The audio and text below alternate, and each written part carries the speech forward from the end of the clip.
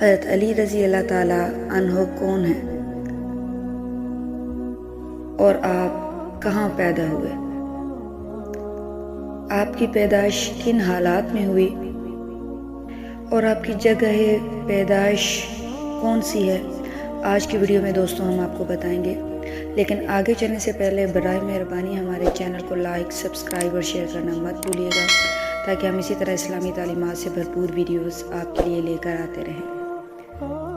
حضرت علی رضی اللہ تعالیٰ عنہ رسول پاک صلی اللہ علیہ وآلہ وسلم کے چچا زاد اور داماد تھے۔ ام المومنین حضرت خدیجہ الکبریٰ رضی اللہ تعالیٰ عنہا کے بعد دوسرے شخص تھے جو اسلام لائے، اور ان سے قبل ایک خاتون کے علاوہ کوئی مرد و زن مسلمان نہیں ہوا تھا۔ یوں سابقین اسلام میں شامل اور عشر مبشرہ بیعت رضوان، اصحاب بدر و احد میں سے بھی تھے، بلکہ تمام جنگوں میں ان کا کردار سب سے نمایاں تھا اور فاتح خیبر بھی تھے۔ ان کی ساری ابتدائی زندگی رسول پاک صلی اللہ علیہ وآلہ وسلم کے ساتھ گزری۔ وہ تنہا صحابی ہیں جنہوں نے کسی جنگ میں رسول پاک صلی اللہ علیہ وآلہ وسلم کو تنہا نہیں چھوڑا۔ رسول پاک صلی اللہ علیہ وآلہ وسلم نے انہیں دنیا اور آخرت میں اپنا بھائی قرار دیا اور دیگر صحابہ کے ساتھ ان کو بھی جنت اور شہادت کی موت کی خوشخبری دی۔ آپ نے حضرت عثمان بن عفان رضی اللہ تعالیٰ عنہ کے بعد اسلام کے چوتھے خلیفہ راشد کے طور پر سن 656 سے سن 661 تک حکمرانی کی، لیکن انہیں شیعہ مسلمانوں کے ہاں خلیفہ بلا فصل، پہلا امام معصوم اور وصی رسول اللہ سمجھا جاتا ہے۔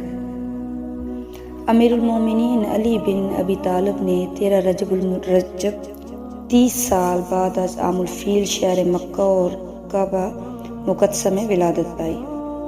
عرب مورخین نے لکھا کہ جب امیر المومنین کی والدہ ماجدہ حضرت فاطمہ بنت اسد کو محسوس ہوا کہ آپ کے فرزند کی پیدائش کی گھڑی آن پہنچی ہے، تو خانہ کعبہ کے پاس پہنچی اور بارگاہ الہی میں مناجات و راز و نیاز میں مصروف ہوئی اور عرض کیا: اے پروردگار، میں تجھ پر اور تیرے بھیجے ہوئے تمام انبیاء اور کتب پر ایمان رکھتی ہوں، اور اس گھر کی تعمیر کے متولی اپنے جد امجد ابراہیم علیہ السلام کے کلام کی تصدیق کرتی ہوں۔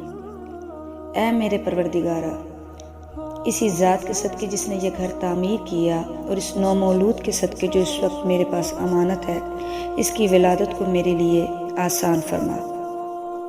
بی بی کی دعا ختم ہی ہوئی تھی کہ اچانک دیوار کعبہ میں شگاف پڑ گیا اور فاطمہ بنت اسد اسی شگاف کے راستے خانہ کعبہ میں داخل ہوئی اور حاضرین و زائرین کی آنکھوں سے اوجھل ہوئی، جبکہ دیوار کعبہ پہلے کی طرح بہم پیوست ہوئی۔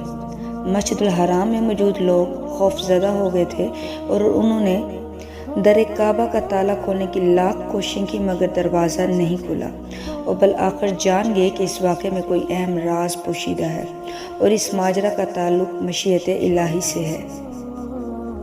دیوار کا جو نقطہ امیر المومنین کی والدہ کے لیے شگافہ ہوا تھا، اس کا نام مستجار ہے اور رکن یمانی کے ساتھ جڑا ہوا ہے۔ اس وقت سے اب تک 1450 برس گزر چکے ہیں، اور اس طویل مدت میں خانہ کعبہ کی بارہا بار تعمیر نو ہوئی ہے، حتیٰ کہ اس کے پتھر تک تبدیل کیے گئے، مگر ہر بار تعمیر نو اور پتھروں کی تبدیلی کے بعد بھی خانہ کعبہ اپنی مسکراہٹ نہیں بھولتا اور دیوار میں پھر بھی وہی شگاف ظاہر ہو جاتا ہے۔ ماشاءاللہ۔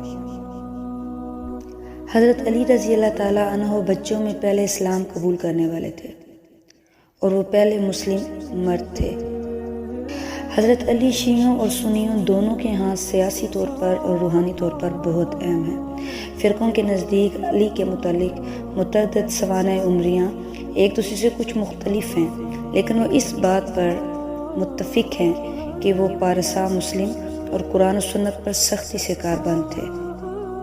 حضرت علی رضی اللہ تعالیٰ عنہ کو مختلف غیر مسلم تنظیموں کی جانب سے بھی پذیرائی حاصل ہے، جیسے کہ اقوام متحدہ اور انسانی حقوق کے لیے عالمی تنظیم نے ان کے طرز حکمرانی اور سماجی انصاف کی تعریف کی ہے۔ دوستو، یقیناً آپ کو حضرت علی رضی اللہ تعالیٰ عنہ کی پیدائش کا واقعہ پسند آیا ہوگا اور آپ کی اسلامی تعلیمات میں اضافے کا باعث بھی بنا ہوگا۔ ہماری اسی طرح حوصلہ افزائی کے لیے ہمارے چینل کو لائک، سبسکرائب اور شیئر ضرور کیجیے۔ اللہ حافظ۔